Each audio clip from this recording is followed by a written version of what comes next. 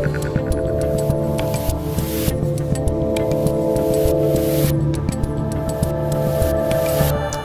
hello there, YouTube, and people watching YouTube, and other people who hack this thing and watch it some other way. I'm Dave Rubin. This is the Rubin Report Direct Message for today, June 14th, 2021. Do me a favor, subscribe to our YouTube channel, tap the notification bell, share our videos, yada, yada, yada. We got a big show for you today. I'm feeling good, had a good weekend, I'm pretty much done with the second book. I had my editor here for a couple of days and we went through the manuscript one more time. We got a little bit of finessing we still got to do over the next couple weeks. And then I will announce the title and the pre-sale date. I don't think we're going to do a pre-sale until right before I go off the grid in July. I think the last thing that I'm going to do is we'll announce the pre-sale for the new book, which will be out in April 2022. My first book came out in April of 2020. It's really like, as I talk about all the time here, like time has stretched and pulled and just been so freaking weird. And the publishing process in general is very, very slow. But I'm really proud of this thing, and I think it's going to show you sort of the next step in, you know, that book defended some liberal values, but what do you do in a world that has become so anti-liberal? I lay it out for you, and we'll have all sorts of fun bonuses and giveaways and all kinds of stuff on that front. Oh, and this is just sort of hilarious. So my editor, who I've been working with now for like 2 years, Helen, she's a great girl over at Penguin Random House, and you know, you can imagine how many Star Wars references she's had to take out of both of my manuscripts. Like I think in Don't Burn This Book, we maybe had 3 Star Wars references, but in my original manuscript and scribblings, it was like probably had like 10. We're very limiting. I think we're only doing 1 or 2 maybe in this book. But she admitted to me on Saturday, she stayed here for a couple days, she admitted to me on Saturday at about 5 o'clock that she has never seen Star Wars. My book editor, never seen Star Wars. She wasn't even really understanding my references. So I was like, all right, we're gonna have dinner, then we're gonna watch Star Wars. We had dinner, we sit down to watch Star Wars. She fell asleep in 15 minutes. Okay, Obi-Wan barely made an appearance. These are the people that I'm working with. Can you believe that?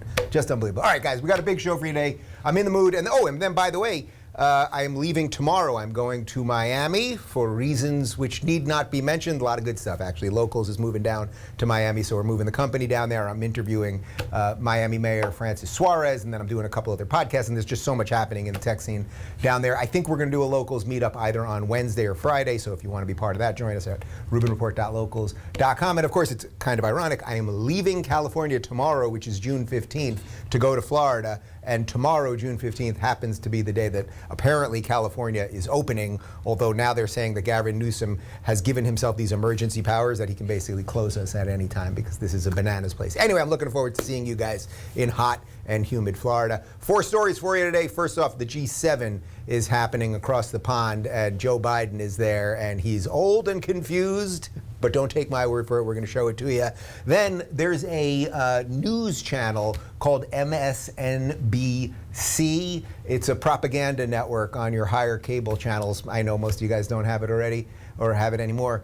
But there's this woman, Joy Reid, on there. She's a sort of a paranoid lunatic, and she defended Antifa in a very strange way, and then MSNBC selectively edited out the part that she did that when they put it online, so we're going to show you that. Then there's this guy, Robert Reich. I've mentioned him before. He is a former labor secretary, I believe, under Bill Clinton, and he's just become like sort of just like a crazed, like when you talk about like these crazed far left nutbags, these people who were once decent liberals, who maybe if you're conservative you have some disagreements with, and oh, I want to do a little more with the government, or I'm fighting for this, or like that kind of thing, but then has just devolved into sort of the worst kind of demagogue. Well, he put up a ridiculous, like just absolutely ridiculous video on Twitter over the weekend claiming that conservatives and people on the right don't want anyone to learn about racism, and that we don't want to teach anyone critical race theory, but that's really just teaching anyone about racism. And it's like, no, that's not really the truth. So I'll unpack that. We've got a quote from Chris Rufo, who, as you know, is doing a bang-up job on exposing these frauds. And then speaking of frauds, Robin DiAngelo, who's one of the prime purveyors of critical race theory, she gets about 30 grand a pop when she gives these speeches to guilty white people? Well, she just gave a speech, and we got some video from Caylin Rose,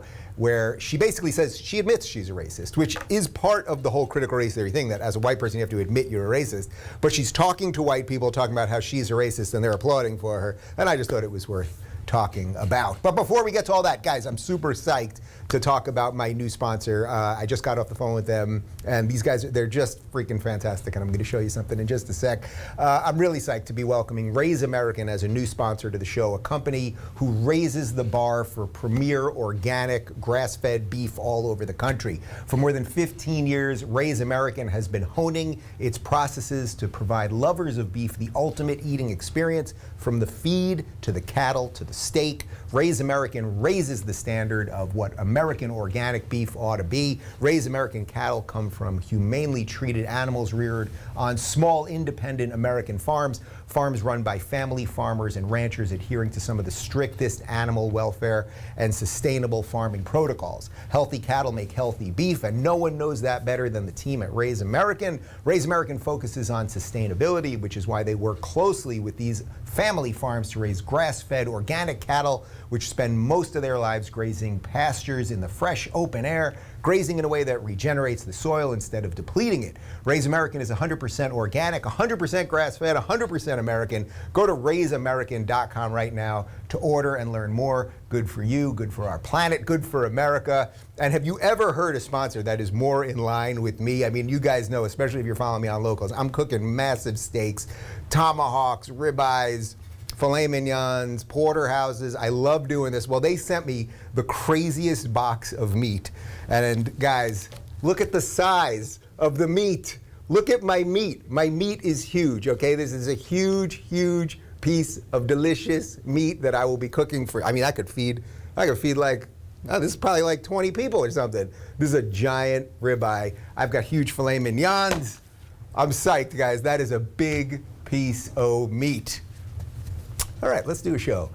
Joe Biden is the president of the United States, and he's an elderly man. He's 78 years old. He's oft confused, doesn't know where he is sometimes, and doesn't know what he's talking about. Well, I've got a video for you here at the G7, which pretty much shows both those traits. Where we could work together with Russia. For example, in Libya, we should be opening up the passes to be able to go through and provide food assistance and vital assistance to a population that's in real trouble. I think I'm going to try very much hard to. It is. And by the way, there's places where I shouldn't be starting off and negotiating in public here, but let me say it this way: Russia has engaged in activities which we believe are contrary to international norms, but they have also bitten off some real problems they're going to have trouble chewing on. And for example, the rebuilding of Syria, of Libya, they're there.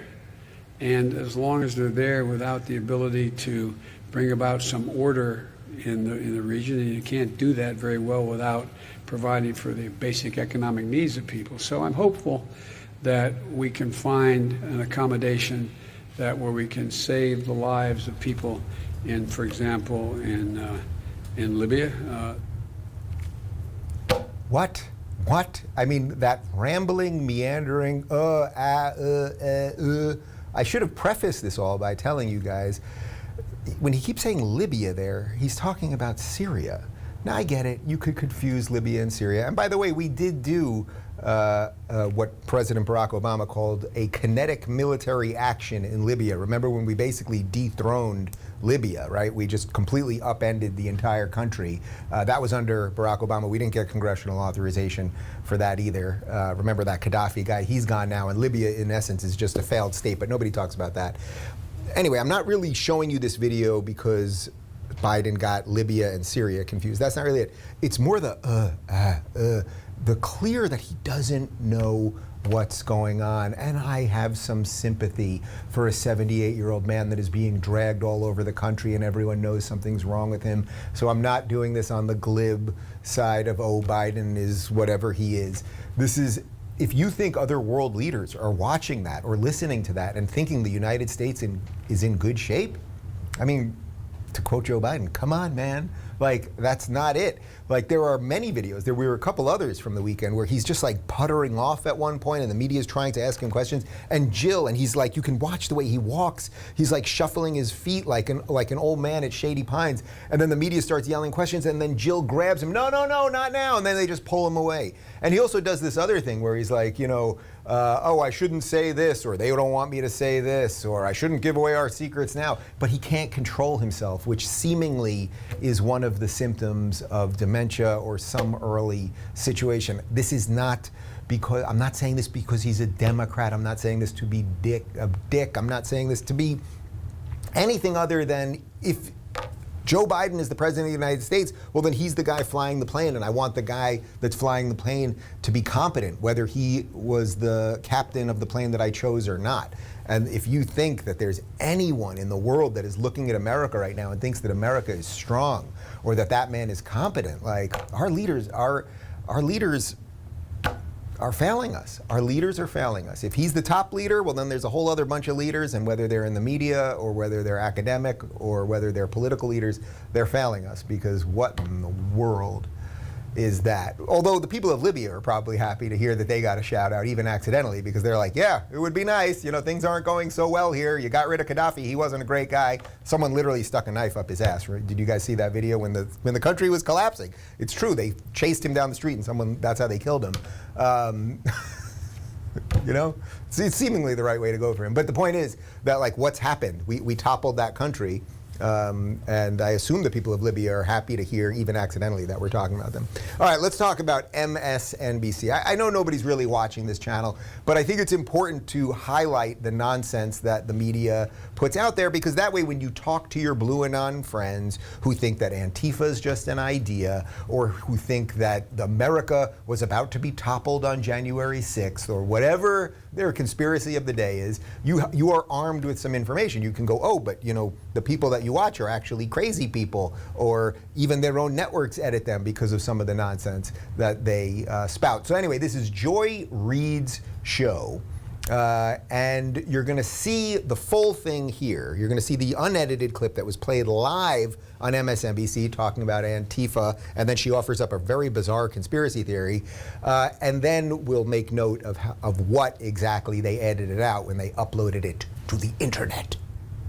Yeah, and Angela completely anticipated my question that I was going to have to you, Clint Watts, and I think we've set this up perfectly, because that's the question that I have as well. Because before any of this took place, and let's just listen to Louis Gohmert, and if he's claiming that he was being told by Capitol Police officers that there was going to be this influx of Antifa, who they've claimed were basically the devil, they're just anti-fascists, they don't really show up anywhere. If we're seeing in some of these cases where Proud Boys and et cetera are saying that they anticipated that Antifa would come and fight them, that Black Lives Matter supporters would come and fight them, so that Donald Trump could then impose the Insurrection Act and they could act as a militia. We're seeing that in some of the cases. Okay, so first off, I want to read the craziest part of the quote before I tell you what MSNBC cut there. Antifa, they're just anti-fascist. They don't really show up anywhere. Lady, you got a screw loose.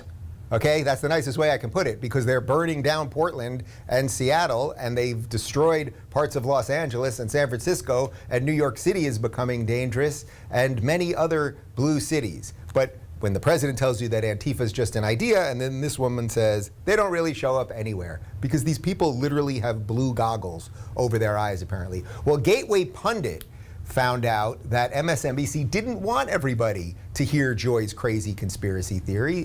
This is direct from the Gateway pundit, MSNBC appears to have stealthily edited a crazy rant from Joy Reid in which she spouted a bizarre conspiracy theory and defended Antifa, saying they don't really show up anywhere. The portion of the discussion is mysteriously not included in the segment that MSNBC uploaded online, but has been obtained by the Gateway pundit. That's what we just showed you. The timestamp was also removed from the bottom right corner of the screen of their upload, possibly to cover up the edit. It is present in the original clip. In the original version, Reid is discussing her bizarre conspiracy theory that Capitol protesters believe they would be fighting Antifa and Black Lives Matter so that President Donald Trump could impose the Insurrection Act and remain in office. So the reason I wanted to do this was A, just to shed more light on just the inability, it's not even inability, the direct and blatant lies that these people say when they're talking about Antifa. So it's not the inability for them to cover Antifa properly. They actually obfuscate and purposely don't want you to see certain violence because they want you to see other violence. But then she went on this crazy rant, this sort of made up rant about that they were going to have to fight the Proud Boys there and then Trump would use the insurrection. It's just all made up nonsense, and we know about all the nonsense that these people make up constantly. So it's like if you got a cousin that's watching MSNBC, it's like that's like pretty much dealing with someone in a mental institution, and I don't know what the best way to do that is. Like, do you need to, meet them for coffee once a week, slightly drug the coffee, and then you can get them out over a course of months? Please don't quote me on that. That's not. You shouldn't be drugging your Blue Anon cousin from the mental institution. Oh, there's the clip for Media Matters. Have at it, guys. Anyway, when I talk about lie laundering, this is exactly what lie laundering is. You get an MSNBC host telling you that what you can see doesn't exist, meaning Antifa burning things down, and then what didn't happen is really the important thing, meaning that Proud Boys were going to show up and that Trump then would use the fighting for the Insurrection Act. That's a thing that did not happen, but that's what she's really focused on, as opposed to the things that do happen. And even the executives at Bananas MSNBC thought that was too crazy to air, which is why they cut it, changed the timestamp, and everything else, which is just so consistent with which the mainstream media and corporate press works. Okay, let's talk about this guy, Robert Reich. So, I don't tweet on the weekends. Thus, when I come back on Monday mornings and I'm catching up on things, it's just like a 3-day flood, basically, because I try to end the day, midday Friday, so I get like half a Friday. I'm still working, but just not on Twitter. Half a Friday, Saturday, Sunday. Get back on Monday morning, and there's just like a 2.5-day flood of insanity that I get to see that I missed over the weekend. And by the way, I highly recommend that you guys do the no Twitter or no social media or limit it in some way on the weekend thing. Try one little thing. I mean, I recommend this in the book, but try one little thing, which is at least don't bring your phone into your room on the weekends. How about that much? Don't wake up with the first thing that you see in the morning about the news or the craziness, and of course the last thing that in the previous night, the news and the general state of craziness. Anyway, on Mondays, the flood just starts again. So this is video posted on Twitter of Robert Reich. He's the former labor secretary under Bill Clinton, and he was sort of a Clinton Democrat. This is what I would call a moderate liberal 20 years ago, which is probably very similar to what I was 20 years ago. And unfortunately, because progressivism is a mind virus, as you know, it gets into the system, so it gets into a guy like this who was once a decent liberal. The liberals, because they don't believe in some sort of outer truth, the virus in essence just gets in them, destroys all their faculties, and then they just say nonsense and endless lies, much like Joy Reid in the clip that we just showed. So this is Robert Reich talking about critical race theory, but really, really, really listen to what he says, and then we will unpack it after. But just listen to his words, and you tell me, does his words match up with what you know critical race theory to be? The so-called Party of Free Speech is now going after academic freedom. A host of Republican-controlled states have passed or are gearing up to pass bills that ban teaching the role race has played in the history of American politics, policy, and law. Conservatives lob the term critical race theory against the nation's tragic racial history they don't want students to know, calling it indoctrination or brainwashing. Well, as an educator, I can tell you that the real indoctrination and brainwashing is in leaving out this history and only teaching children the myths that we've always been a perfect country, always lived up to our ideals, and there's no need to reckon with our past. That's Robert Reich, I'll say this directly to you and we'll post it on the Twitter. You're a liar and a buffoon and a fraud. No Republicans are saying don't teach our racial history. We do teach our racial history. I think some people could argue at a disproportionate level. We teach our racial history in all of our public schools and certainly all of our private schools. It's taught everywhere. No one's saying don't teach racial history. No one's saying don't teach an honest assessment of the history of the United States, including racial issues. People are saying don't put race essentialism into the schools. Don't teach children that they are born racist and to see everything through a racial lens, and that things like showing up on time and hard work are tools of being white. That is actually kind of racist. But you can't even honestly assess what the other people are saying. I'm taking your words for what they are and showing you that it's nonsense. You are saying that the Republicans don't want people to be taught about race or an honest assessment of history. That is a complete lie. You are a liar. But don't just take my word for it. Chris Rufo, who, as you guys know, is one of the leading legal experts fighting critical race theory in all of these states. He's one of the guys that are getting these states to push out the ideas of critical race theory. Not to say you can't teach about racism and slavery, which we all learned in high school. Did anyone not learn in junior high and high school about racism, about slavery? Everyone did. No one's saying you can't learn about that. That's what these idiots are claiming we're saying, but it's not true. But Chris Rufo, who has brought many of these lawsuits, to say you just can't indoctrinate children and tell children that they're guilty over the color of their skin, which of course they are not guilty over the color of their skin. Well, Rufo replied to Robert Reich. He said, "I used to respect you, but this is a flat out lie. None of the bills limit teaching about racism. They prohibit teachers from being racist by promoting race essentialism, collective guilt, and racial superiority theory to students. Your lie is transparent and pathetic." And yes, that is completely right. Everything Robert Reich said there is a lie, okay? Absolute lie. Note he didn't quote anything from any of the laws that are trying to be passed in these states. He just said his idea of it, right? And this is what they do with everything. This is how progressives win. They say these vague things that sort of kind of sound right. Oh, and then the average person who's trying to live their life is like, oh my God, the conservatives don't want people to learn about race. They must be such racists.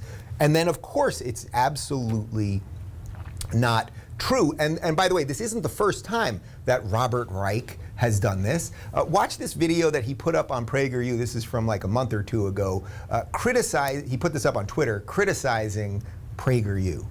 PragerU is the most insidious outfit advancing the right's online agenda, and that's saying something. Its 5-minute videos, which have collected nearly 5 billion views, couch typical Republican dog whistles and outright misinformation with titles like The Myth of Voter Suppression. They serve as a gateway to the more overt right-wing content pushed by the likes of Ben Shapiro and Steven Crowder. PragerU pushes its videos into schools. Over 6,000 teachers and parents have signed up so far.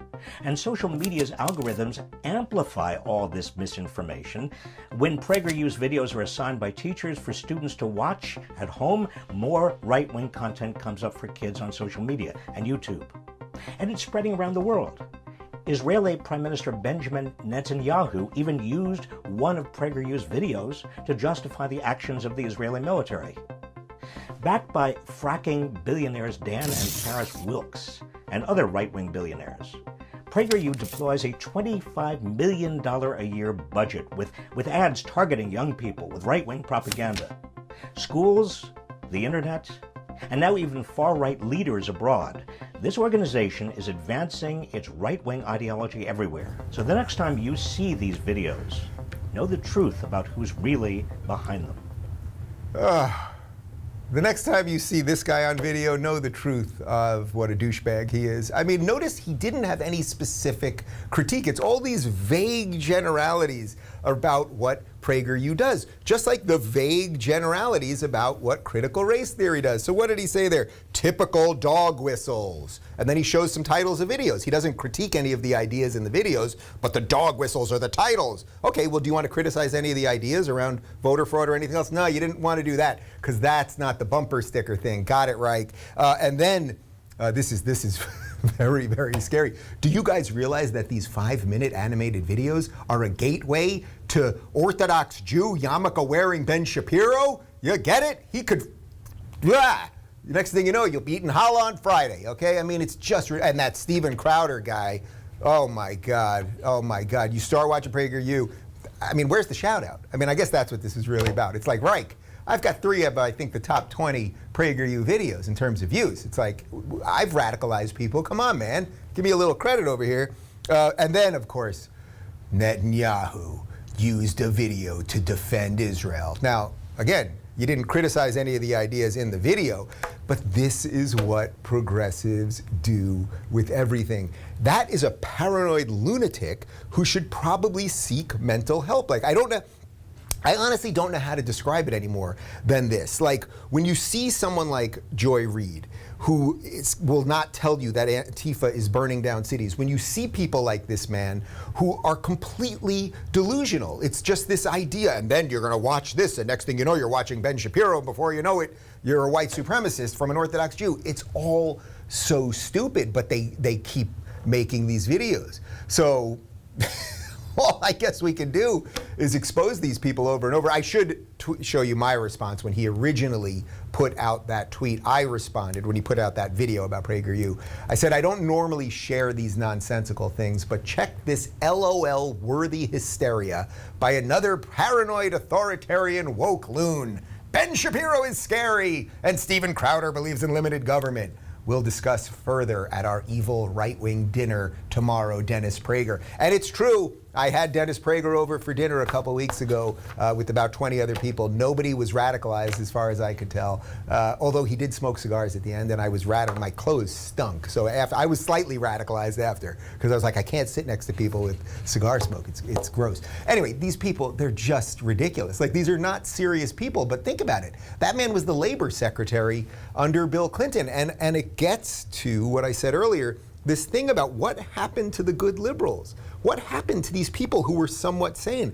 And this is why you got to admire the parasite that is wokeism. You got to admire something that can completely rot the brain of somewhat otherwise sensible people. It's just absolutely extraordinary. And speaking of rotting of the brain, let's talk about Rubin D'Angelo. She is one of the premier pushers of critical race theory, and that everything in America is based in white supremacy, and that we're all racist and evil, and all of this other absolute drivel nonsense. And of course, she herself is white, and you're not going to believe this, guys. She's made a tremendous amount of money telling white people that they're racist. She gets 30 grand a pop for a speech. I've given a lot of speeches in my day. I've never got 30 grand. So actually, maybe I just need a better agent. Or I need to start talking to guilty white people. I talk to people regardless of the color of their skin, and it is what it is. Anyway, this video is from my friend Caylin Borsenko. She got video of Rubin D'Angelo talking. This is 2018 at a Seattle public library, a white woman talking to white progressives about how racist she and all of them are. So I'm pretty sure I'm speaking to a room filled with white progressives. When I do a caucus group or something and the white people are afraid I might think they're racist, I think you're racist. I do. 'Cause I think I am too. White progressives can be the most difficult for people of color. White progressives do indeed uphold and perpetrate racism. When I first applied to be that diversity trainer back in the early 90s, I thought, well, of course I'm qualified to lead discussions on racism. I'm a vegetarian. And let me just say that, you know, I love Seattle, and everything I learned about white fragility, I learned here working with white progressives. So. And this, of course, is the first thing that tends to trigger white fragility, generalizing about white people. I know white people really well. I don't actually think young people today are less racist. In fact, they're getting worse. So I'm just going to put it right out here. As a result of being born and raised as a white person in this culture, I have a racist worldview. I have deep racist biases. I have developed racist patterns. Lady, get help. I mean, Jesus, you've got a lot of problems. I'm not racist. I don't care about the color of anyone's skin. I want everybody to be treated equally. You obviously are racist. Your entire worldview, your entire ethos is a guilt around your own skin color and then projecting that guilt onto other sort of pathetic white liberals. And this is the biggest mind virus eating Western society in 2020, in modern times. She's bananas. I'm sorry. Look, we've done 4 stories today. I talked about Biden. He's got issues. That's pretty obvious. Joy Reid, she's a mental case. Who was the other one? Oh, Robert Reich. I mean, this guy's got problems. And then this one. But do you see what happens? It's all because these were once decent people. Joe Biden was once a decent guy. He really was a long time ago. And now he's compromised and marginalized for many other reasons. Joy Reid, I can't say that she was once I don't know enough about her. Actually, if you go back, like 10 years ago, she had a lot of very, very anti-gay writing and a bunch of really radical stuff. So I can't say she was once decent. But Reich was once kind of halfway decent. And this D'Angelo woman, I don't know, was she always racist? Were her parents racist? Were her grandparents racist? She would argue yes. She would argue that by the color of their skin, they were all racist. But these people who, as Gad says, are just self-flagellating all the time and whipping themselves, and the way the audience laughs. I'm a white racist. You're a white racist. What a world, people. What a world. All right, I'm heading to Florida tomorrow. So actually, right after this, we are taping a Q&A for tomorrow, so that way you get a show tomorrow. So if you want to submit a question, you can do that right now at rubinreport.locals.com. We just put up part 1. I did a mini interview, a 20-minute interview with Chelsea Mitchell. This girl is a track star, high school and college track star in Connecticut. And you're not going to believe this. Suddenly they started letting biological boys into all of the track events that she was part of, and the boys were beating all the girls. Yes, these were boys who had transitioned to become girls, and the boys were all winning. So I talked to her and her lawyer because they wrote a piece in USA Today, and then USA Today kind of threw them under the bus. It's really, really interesting, and just like a really interesting vignette related to everything going on in the world. Yes, I will be doing a locals meetup in Miami. We're going to either do that on Wednesday or Friday. I've got something on Thursday, so we'll figure that out. And you know, I just checked the weather in Miami this week. It's going to be very hot and humid, so the hair is going to be a little bit lower due to the humidity, and I apologize in advance. And then we will not have live shows for the rest of the week, but we've got a bunch of interviews going up and all sorts of good stuff. Anyway, I hope this was a good start to your week. As you can see, I've got a big piece of meat. I'm dealing with a lot of crazy people, close to finishing my book. My editor hasn't watched Star Wars. I got a lot of stuff to think about. Anyway, enjoy the rest of the day. I'll see you tomorrow.